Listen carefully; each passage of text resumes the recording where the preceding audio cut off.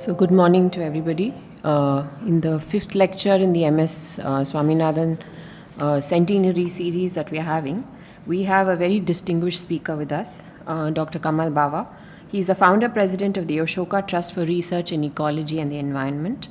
Currently a professor emeritus at of biology at the University of Massachusetts in Boston. He has extensive experience, more than 5 decades, with work in the Himalayas and the Western Ghats on a range of wide issues which cover biodiversity, conservation to climate change. Yesterday, I think we had a very good glimpse from Dr.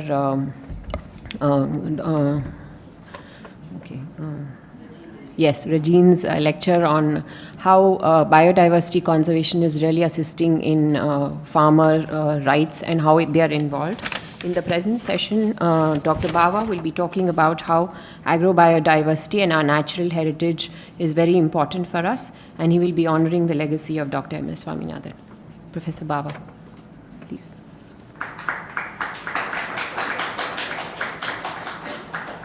You might wonder what is on the screen. My first experience with biodiversity was in the eastern Himalaya, and what you're looking at is Kanchenjunga and a species of rhododendron arboreum, which represents our tremendous biological diversity in India. So good morning, Dr. Soumya Swaminathan, distinguished guests, and esteemed colleagues. I'm just so delighted to be here, to have this privilege to speak in honor of Dr. M.S. Swaminathan.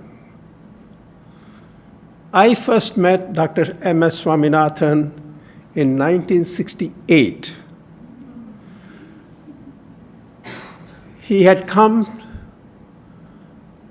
to deliver a lecture at a conference in Washington State University in Pullman. And I was, at that time, a postdoc at University of Washington, a different university in the same state, in Seattle. We were together at the same conference on radiation and plant breeding. And Dr. Swaminathan awed the audience by his masterful summary of the conference and the way forward he outlined for the conference. On the way back to India, he stopped in Seattle, where I was at the University of Washington, and we had lunch together. And since then, we kept in touch with each other. Our bonds grew stronger. In 90s, when I was trying to set up Eatery in Bangalore, and I frequently sought his advice. He was very kind and considerate with his time, and he also served as an advisory council on the advisory council of Eatery. Both Eatery and MSSRF have common goals. And I'm just so thrilled that recently both organizations have signed a memorandum of understanding and are looking at opportunities to work together. I met Dr. M.S. Swaminathan last time in this conference on agrobiodiversity in, I think, 2019 or 2018. It was held in Delhi. And as we all know, Dr. Swaminathan was greatly concerned about the loss of agrobiodiversity, not only about the loss of agrobiodiversity, but also the loss of biodiversity overall. And I remember when I hosted him in Boston for a week or so in early 2000s, he was very keen to meet E.O. Wilson, who many of you know is one of the most prominent names in biodiversity. And I invited Dr. E.O. Wilson to join me and Dr. Swaminathan for dinner at my home, hosted by my wife, who is sitting there. And Dr. Wilson, who is a very difficult person to reach, wrote to me immediately when I extended the invitation, "Oh, I'm so eager to meet Dr. M.S. Swaminathan. I've heard so much about him. And of course, I look forward to being with you for the dinner." And we often talked about that dinner and our discussions about biodiversity. So what I'm going to do today is talk about agrobiodiversity, which was very dear to Dr. Swaminathan's heart. But I'm going to talk about agrobiodiversity in the context of overall biodiversity, our natural heritage, which I believe, and I will show, is disappearing very, very rapidly. And then I will briefly discuss the pathways to conserve and restore our natural heritage based on our experiences at A-Tree, based on your experiences at MSSRF. Because as I said, both organizations have very similar goals and very similar approaches. So in a way, what I'm going to tell you is not something new, but I think it's always good to remind ourselves of the pressing challenges we face and what might be the solutions to meet those challenges. And I will end with some concluding remarks. Now, agrobiodiversity is a term very widely used, and people often mean different things when they talk about agrobiodiversity. For me, agrobiodiversity exists at 5 different levels. First, at the genetic level, there is diversity of crops in a farmer's field. At the second level, there is diversity at the species level in the form of different crops grown by the farmer. At the third level, there is biodiversity around the farm and in the farm too, in the form of other species. Some might be semi-wild, some might be cultivated, trees of different types, forage plants, and other plants. And then at the fourth level is the biodiversity in the surrounding landscape. And finally, at the fifth level is biodiversity in the larger landscape, in another, we might call different agroecological zones. So I think when we talk about agrobiodiversity, we must be very clear what level we are talking about. But I think the point I want to make here is that agrobiodiversity is one part of the overall biodiversity which we find in the landscape. There are 3 key issues in agrobiodiversity. One is the biodiversity-based agriculture, which we call generally as regenerative agriculture, organic agriculture, natural farming, and so on and so forth. There are differences, but that's the general term which might cover biodiversity-based agriculture. The question is about the performance. How does the performance of such systems compare with the performance of conventional agriculture? The second question is scale. At what scale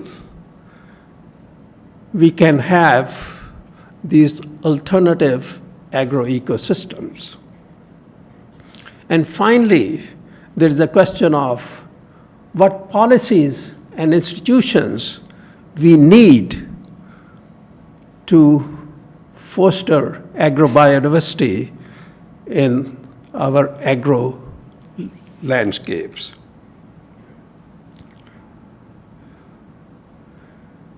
In terms of the performance, let me share with you our experiences in Darjeeling Hills. These are small villages in a forested landscape, where we have worked in 20 villages, each with 30 to 50 households, and tried to enhance biodiversity in these agroecosystems. And our experience is that there is an increase in income ranging from 0 to 200%, with an average increase of, say, about 25 to 30% over a couple of years. There was a recent study published in Economic and Political Weeklies 6 months ago by Ramesh Chand, who is a very well-known figure, and they showed that during the last 5 to 7 years,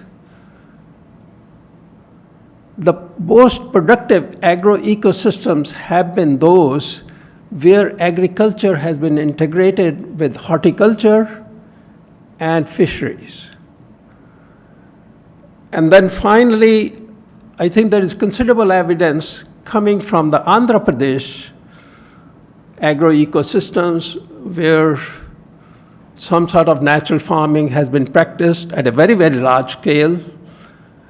And that evidence also indicates that these complex agroecosystems perform equally well, if not better, than the conventional ecosystems.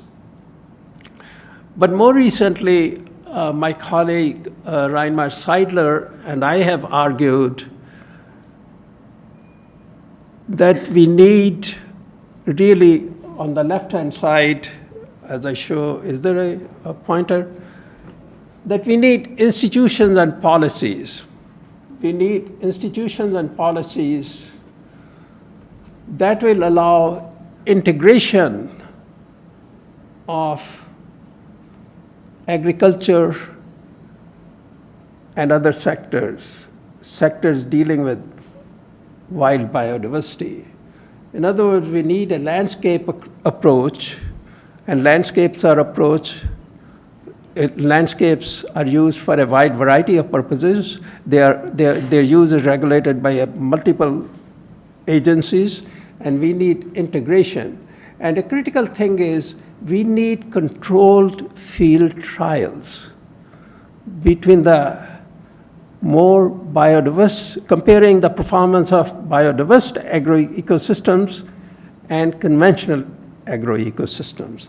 I mentioned here digital platforms too. I'll come back to that a little later, so that ultimately we can integrate rural livelihoods with protection of biodiversity and climate change mitigation and adaptation in the form of carbon sequestration. This is an illustration from a paper we published in 2023.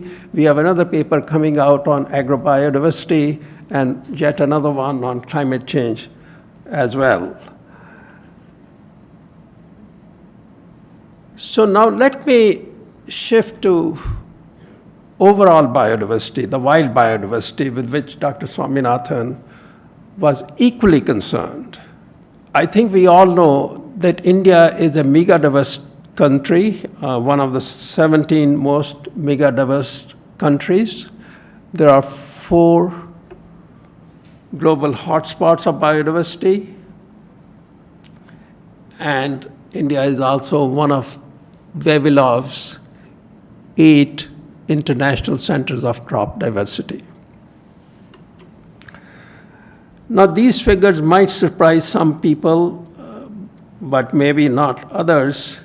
I want to cite 3 sources that indicate that we are not in a very good condition as far as our biodiversity is concerned. One is, many of you have read probably recently many reports about the Forest Survey of India's most recent report that indicates that we are losing wild biodiversity, although they have put their findings in other terms. But when you just look at the natural forests, there is a loss of natural forests. There was a recent international report, and I came to know about this report just day before yesterday. And I don't know whether any of you have seen this. I was stunned. India has the 2nd highest rate of deforestation, next only to Brazil. And these are independent estimates. And finally, India's ranking in terms of biodiversity conservation, efforts to conserve biodiversity, is 176 out of about 190 countries. So what is the way forward? This is the 3rd topic I wanted to discuss with you, and I will only share with you our experiences at A-Tree.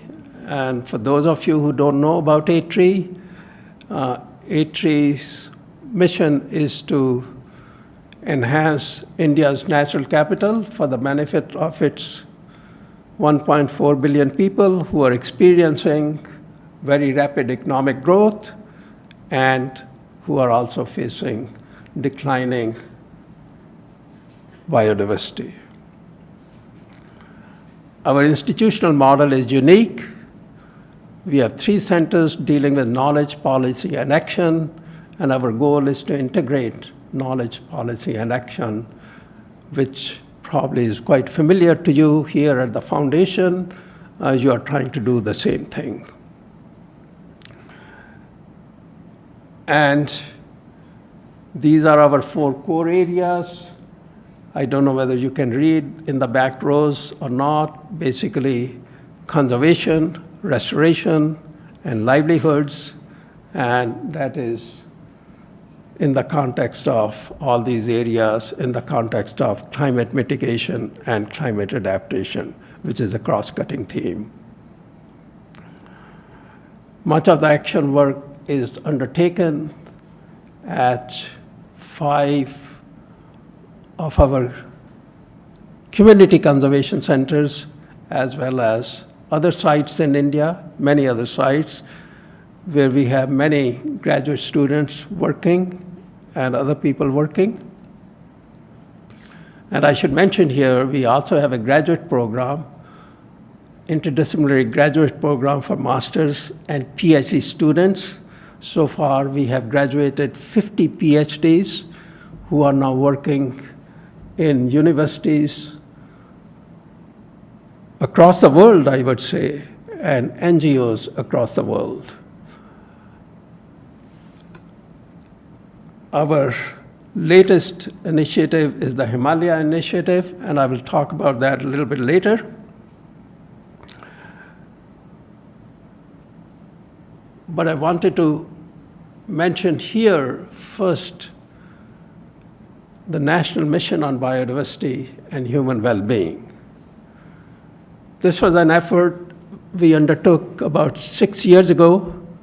We brought together about 4 or 5, I would say 5 to 6 institutions to form a biodiversity collaborative, and we submitted a concept note for a national mission, very ambitious national mission on biodiversity and human well-being to Prime Minister's Scientific Technology and Innovation Committee, The committee endorsed the idea of the mission.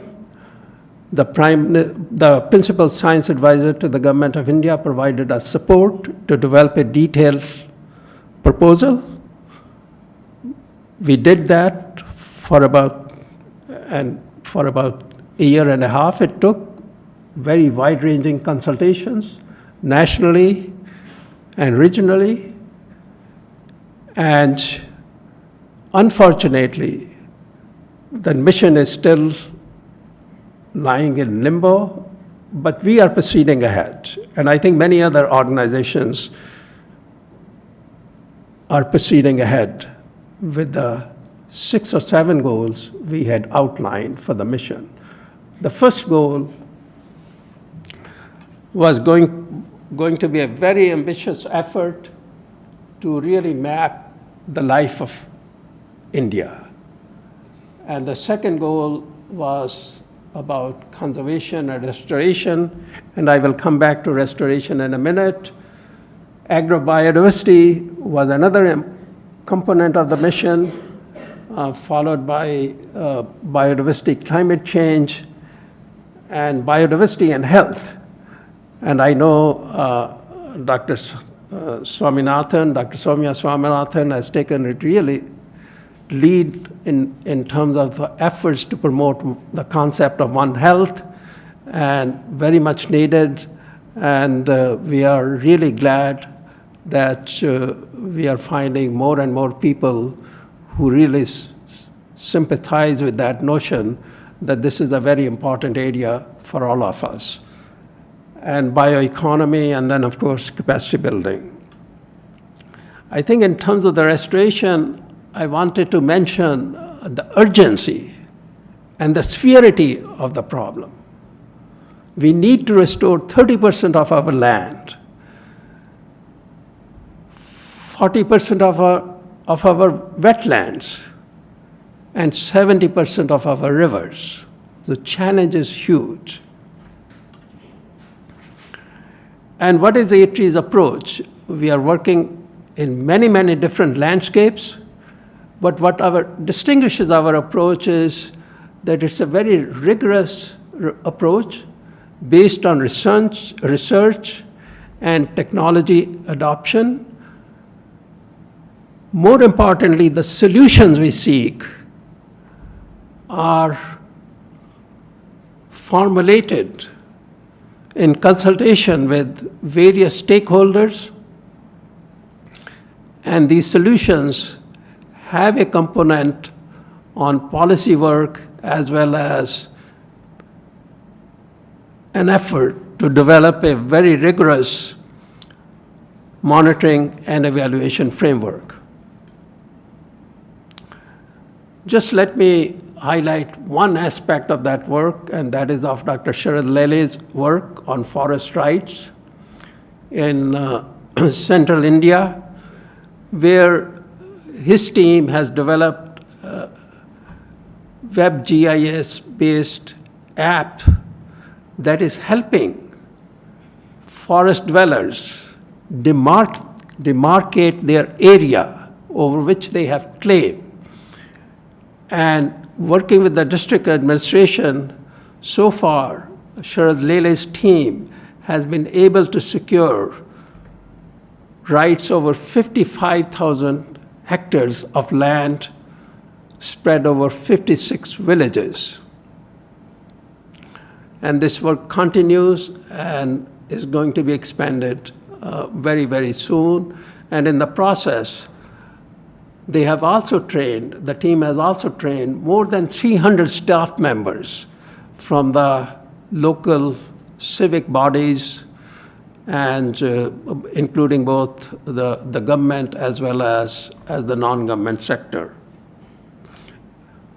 helping farmers define claims to their land, how to proceed about then having that claim legitimized in form of tenure over that land. And finally, let me talk about the Himalaya Initiative very, very quickly. As many of you know, Himalaya has 2 of the 36 biodiversity hotspots of the world. More importantly, for India, Himalayas have 2/3 of India's biodiversity. About 30% of India's forests. And of course, we all have heard about the third pole being the largest reservoir of ice outside the two poles. And many of you are familiar with the term water tower, and the fact that 63%, I don't know how somebody came with the figure 63% and not 64%, but anyway, a lot of water there. And of course, in terms of the ethnic and cultural diversity, few areas in the world match what we find in the Eastern Himalayas. And of course, the region faces huge problems. Pronounced climate change, we all know about that. Intense biodiversity loss. The northeastern states has some of the highest deforestation rates in the country. There is a rampant degradation of habitats and landscapes. And we also know, in terms of the institutions and human resources, the region is very much constrained. And finally, there are inadequate policies for conservation and management of natural resources. So what are the main components of our program? To assess, monitor, and conserve biodiversity. This is a 10-year program. At the end of the 10 year, we are going to have measurable parameters in terms of how far we have succeeded along all these 4 or 5 core areas. Restoration is a major component of the program. And diversification of rural livelihoods and their integration with the management of natural resources. And develop digital knowledge commons, and I'll come back to that in a minute. And create conditions for policies that accord primacy to biodiversity and climate change mitigation in every government and civil society program. And let me spend a minute or so on the digital knowledge concept. What you have in the center is the stakeholder. This is a whole landscape. In the center are the stakeholders, local communities, local implementing organizations, citizens, and others. And then we have information. How do we build a digital base of information related to local biodiversity, ecosystem services, weather, markets, government programs, agroecosystems, cropping patterns, livestock, and other parameters.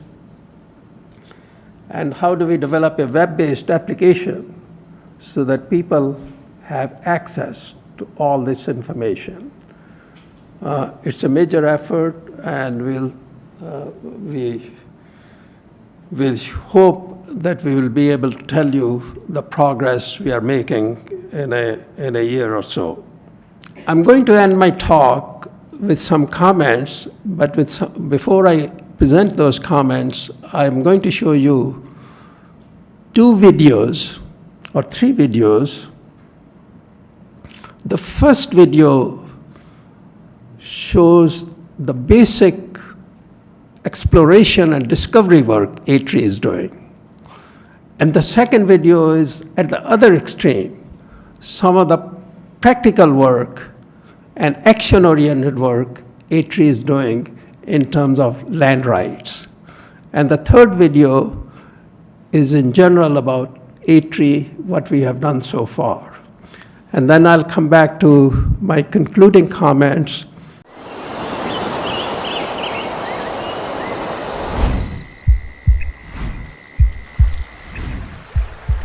The word Siang, the name of this river itself, means the heart of water.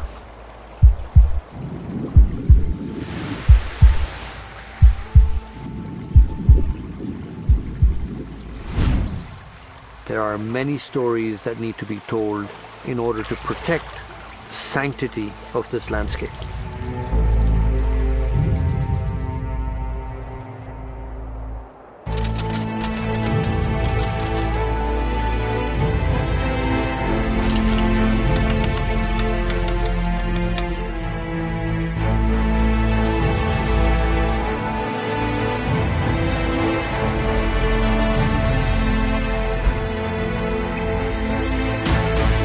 Did you see that? We're looking for new species, we're looking for new data, we're looking for new behavior, we're looking for new natural history and new ecology. We're looking for new things because no one has explored this young valley. Get that! That's a monocle cobra. Got it? Yeah. Possibly 2 or 3 new species.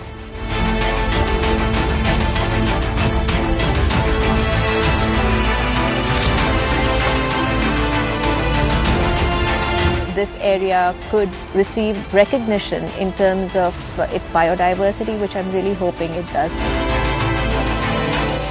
In 5 years, with the rate at which they were felling trees, I don't think much is going to remain. Tragic truth about these forests is how much we're losing before we even know what's here.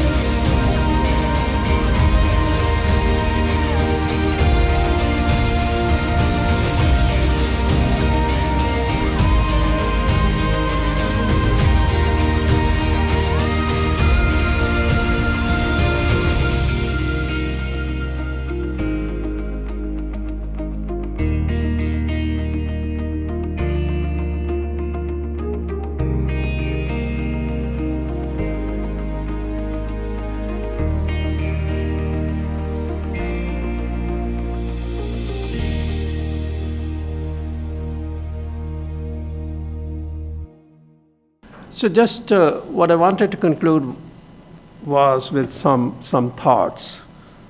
Our goal by 2047 is to be an economy with a GDP of 30 trillion. Okay. Currently, we have an economy of 4 trillion, and our natural capital is estimated to be 15 trillion. Okay. 15 trillion natural capital barely sustains a $4 trillion economy. And this is my figure. It's an estimate. We are losing approximately 0.7% of our natural capital every year, or about $105 billion of natural capital. Now, to achieve the 2047 goal, and some people have, I think the Boston Consulting Group have estimated, India would need a natural capital of $40 trillion. So this is the challenge. In a few years' time, we are going to be down to probably 12, 13 trillion dollars of natural capital, and it has to be 40 trillion over a 20-year period. So the goal of 30 trillion economy by 2047 is not going to be achieved if we don't take care of our natural capital. I think we clearly need a sector integration. We all need to sit together and see how we integrate, particularly our food systems and natural capital. How we foster more interdisciplinary work, the type of work that is going on here at this institution, and integrate with action. And then finally, I think we need fundamental changes in policies and institutions. Really very, very basic changes ranging from the top national level institutions at other level. And I think I'll leave you with this thought. Many of you might be familiar with that. If conservation of natural resources goes wrong, nothing else will go right. I think we have to keep that in mind. If we truly want to honor the legacy of the man we loved and admired, Dr. M.S. Swaminathan. Thank you.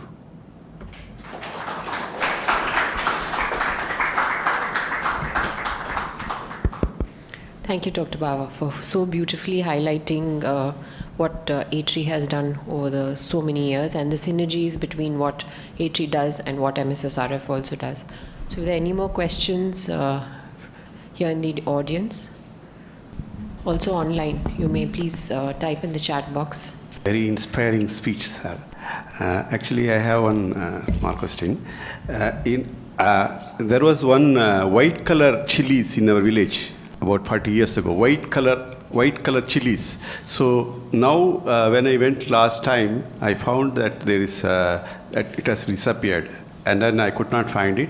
And then I inquired. They told me that because it's very, very low yield, we could not survive. So how do we handle this conundrum? Because poverty is stitching. So when the stomach is speaking louder than our mouth, what do we do?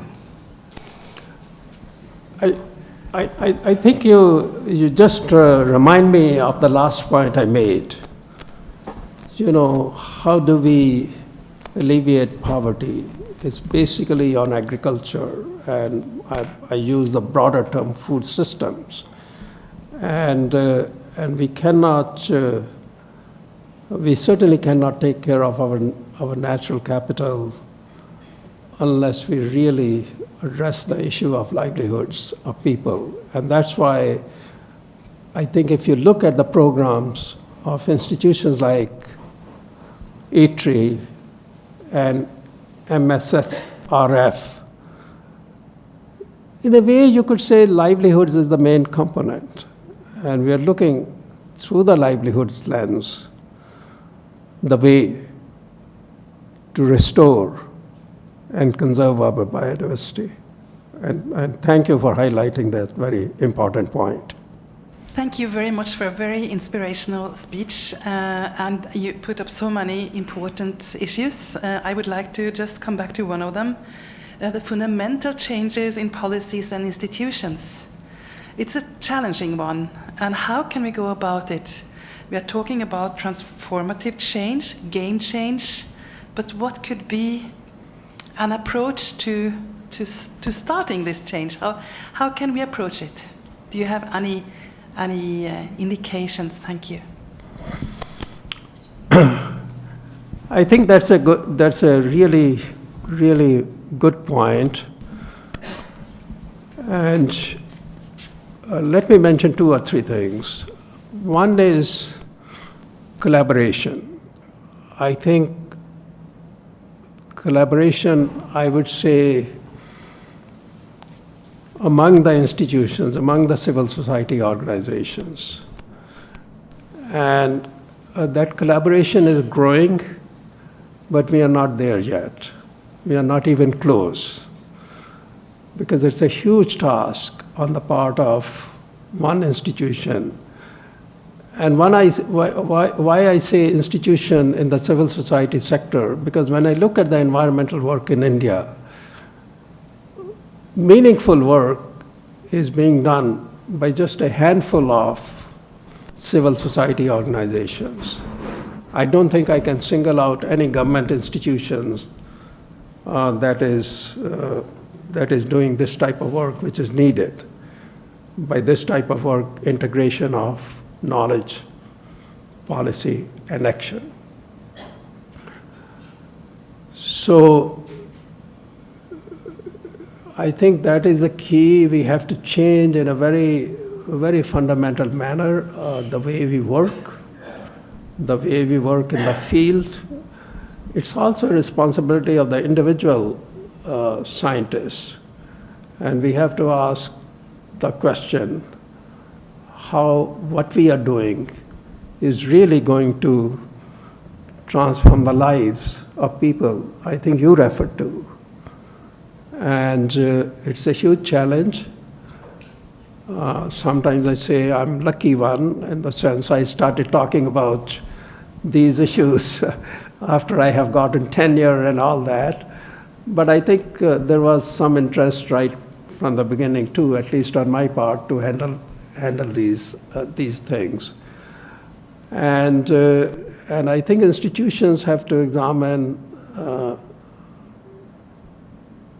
every day where we are going, and I think that is happening more and more.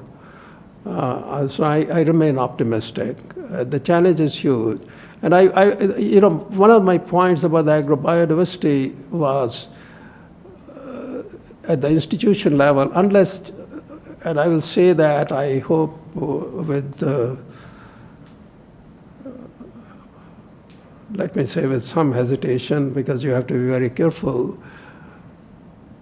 In terms of the agrobiodiversity we are talking about, or the sector integration, unless the institution like ICAR and Department of Forest and Environment come together, I don't think anything is going to happen. The Department of Water Resources, in terms of the restoration in open natural ecosystems, where we have a program, ATRI has a program, we found there are 28 government departments that are relevant to policies and what happens on land. And now it is clearly beyond one institution, so we need broader coalitions of organizations to tackle these issues, one by one. Is it now time to revise that? Do you think that we cannot claim 8% any longer, or do you think we still have that?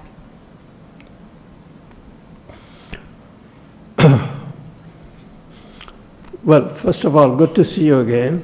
And I think you are right. You know, this is the question I was asking myself the other day when I put the figure of, I think it was 14 or 15 trillion dollar natural capital. That is based on 8%. To what extent that is true? It's not. And it's amazing, you know, it's amazing that we monitor our assets on a minute-by-minute basis. But our most precious asset, we don't have any system of monitoring, which is up to date, which uses latest technology, and which is much more frequent. I mean, technology is now available, you know, that you can do that on a 6-monthly basis, if not more often.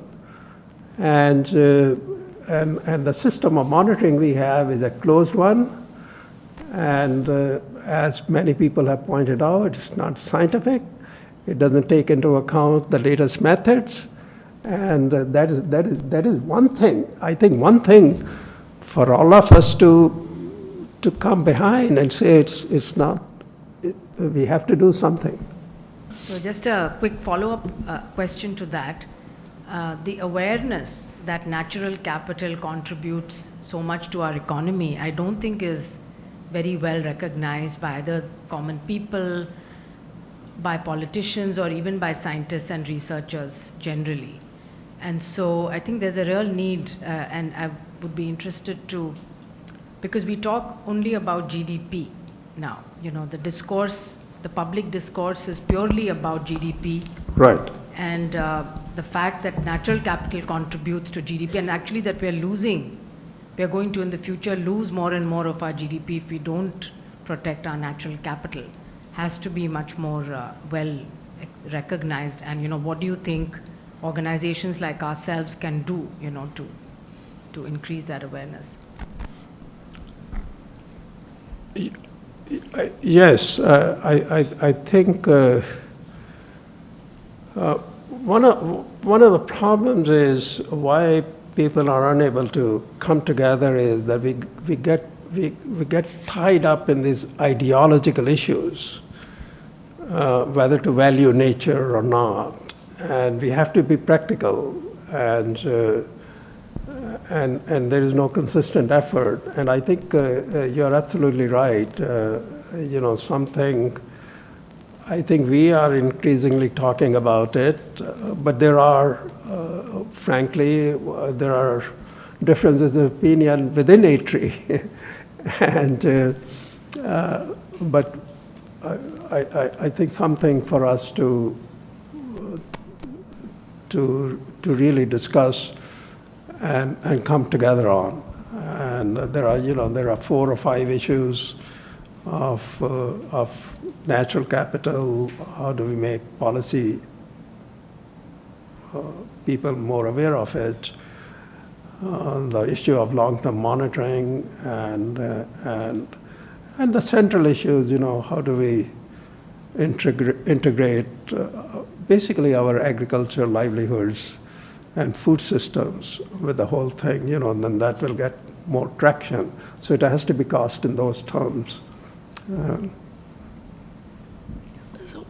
My question, thank you again for a very interesting presentation. My question is actually closely linked to what Dr. Sami was asking, but it's slanting more towards media. So I was involved in a report which looked at how much media attention has been given to biodiversity vis-a-vis climate change, and obviously climate change is the more glamorous subject. So given that, from A-Tree's experience, can you share how or what strategies you employ to get media's attention more towards writing on biodiversity? Well, there are several things happening from A-Tree's perspective. I think, first of all, we have now a fairly strong communications unit who is putting out stuff for the consumption of lay people as well as media. Secondly, I think the scientists within A-Tree are writing more and more for the general public. And third, I think you know, you also have to do relevant work. that will interest the media. And I think there is also a push in that direction as well, how to become more and more relevant.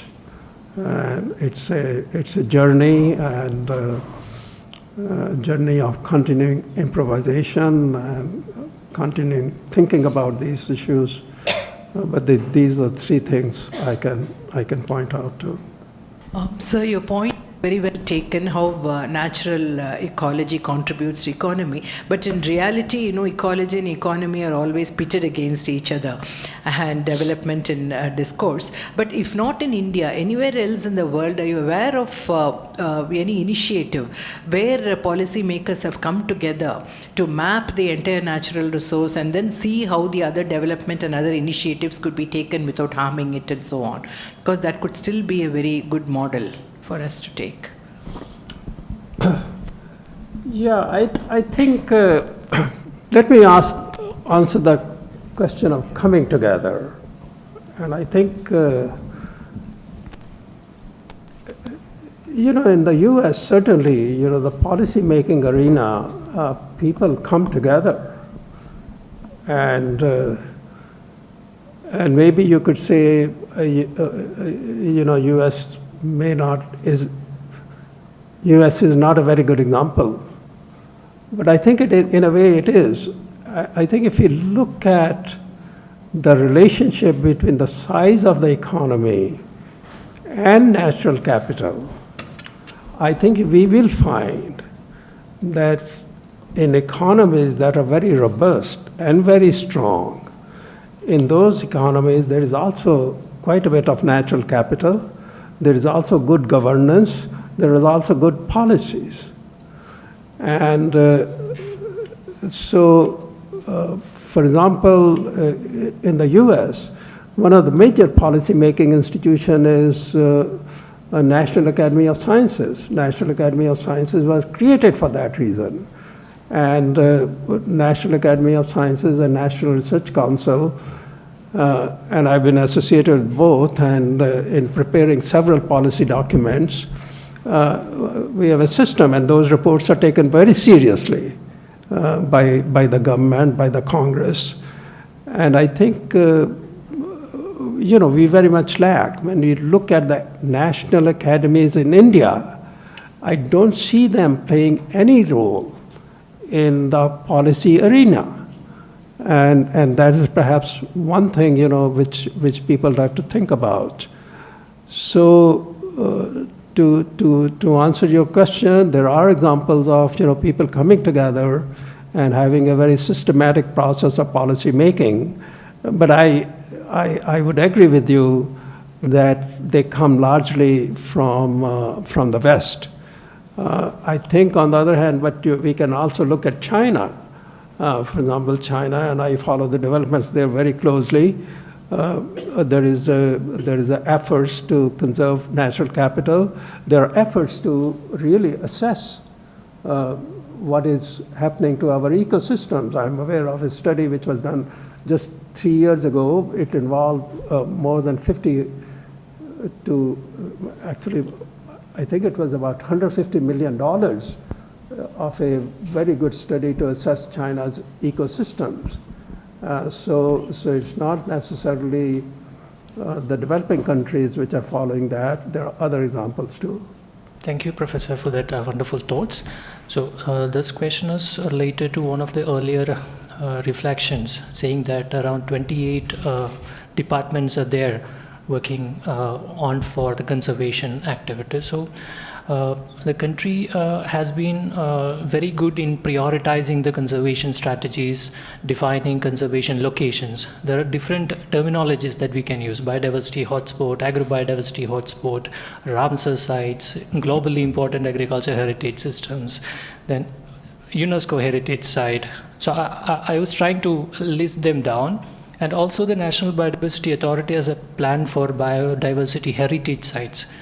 So each of them are with separate departments. So how can we bring that kind of harmony? Professor Swaminathan was always concerned about the harmony in action, not just between the departments, but also with people and communities. Thank you. Yeah, I think all these efforts are very worthwhile, and they must continue, and they would continue. But I think the point is, which is partly also implied by you, how do we know the action we are taking are resulting in curtailing the loss of biodiversity? I think that has to be the goal everybody has in their mind. Whatever heritage sites and so on and so forth, are they just cosmetic? Or are they really going to curtail the loss of biodiversity? Or are we going to monitor that once we establish heritage sites, it's going to lead something? So there are two questions in the chat box. I think two of them relate to how they can get an opportunity to work at ATRI. Both are agricultural graduates. One is probably interested in entomology. So after that, I think there's a question by Dr. Suman Sahai. Is how do we incentivize biodiversity? How can we incentivize conservation of agrobiodiversity? That is her question. Dr. Suman Sahai. Let me answer the first question, which is easier question. I think many of these institutions, including ATRI, I think it was a question about ATRI, right? Yes, yes. Yeah, I think working opportunities. I think there are internship opportunities. Yes, yes. There are all sorts of other opportunities which are listed on our website, and I will encourage people to look at that website. And the second question is, how do we incentivize? I think, as I mentioned, the central issue that remains before us is demonstration that agrobiodiversity-based agroecosystems are equally productive and one can even say more resilient than the conventional systems. Let me qualify that statement by saying, and I wanted to add in terms of the scale, India is a very vast country. At this time, there is no way that we can get away from conventional agriculture and meet our food requirements. We have to continue, but I think increasingly and gradually we have to look at our ecosystems, and especially in areas that are very rich in biodiversity. And I showed you the slide that actually came from Arunachal Pradesh, defining various levels of biodiversity.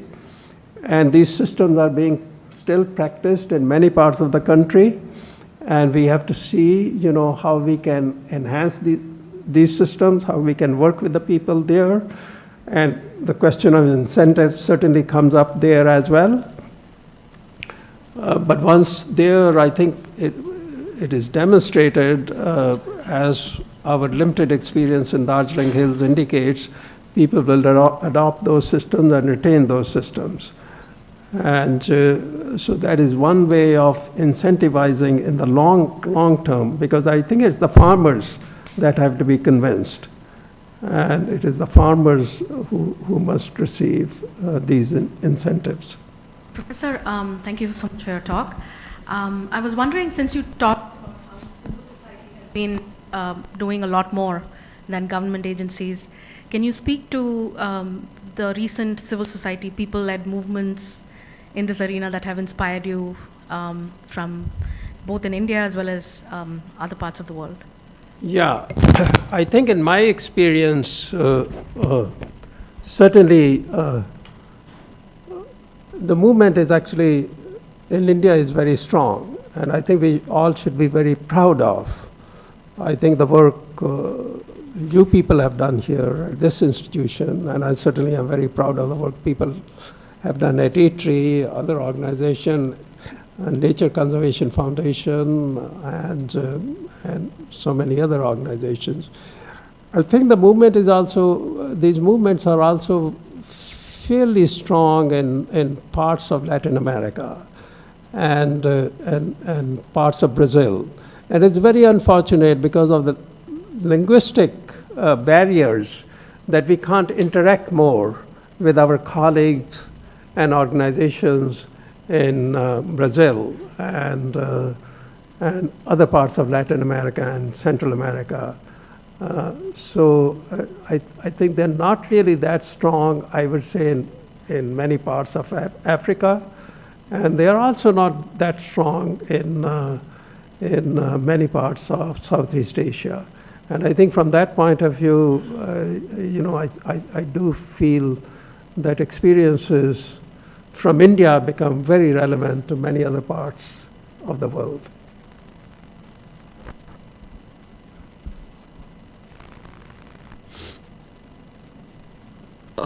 Maybe the last question here. In recent days, sensitivity towards agro-ecotourism spot is picking up. How can we scale up this concept as a sustainable livelihood source, and where can it be sourced up? So probably I think it's like ecotourism, agro-ecotourism, and is that a sustainable livelihood option?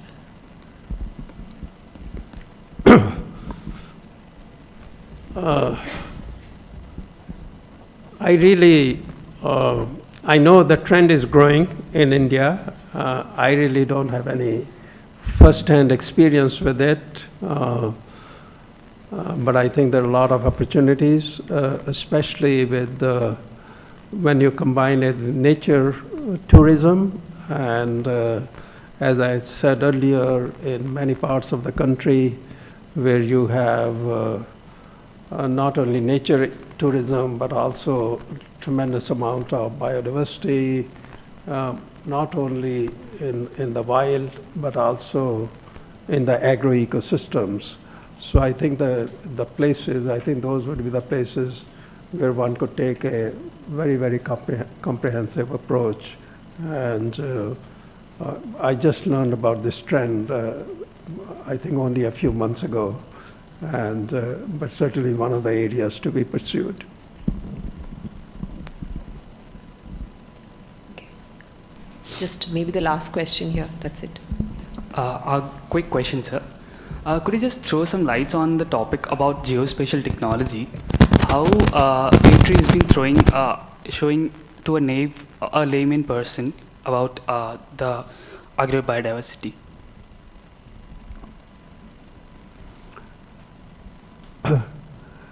I think, if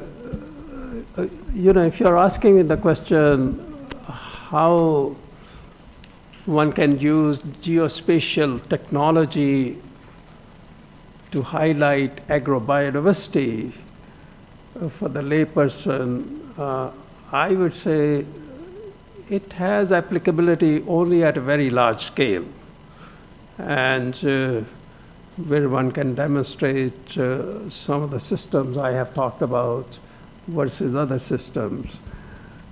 I think when we talk about agrobiodiversity, we generally talk about biodiversity at the first three levels, that is at the farm level in terms of genetic diversity, different varieties, then different species, and then finally species that are grown around the farm. I think there one will have to go at a very, very small scale, and I'm not sure whether such capabilities exist at this time. I think they might be. It's not only we have to think about geospatial technology, landscape.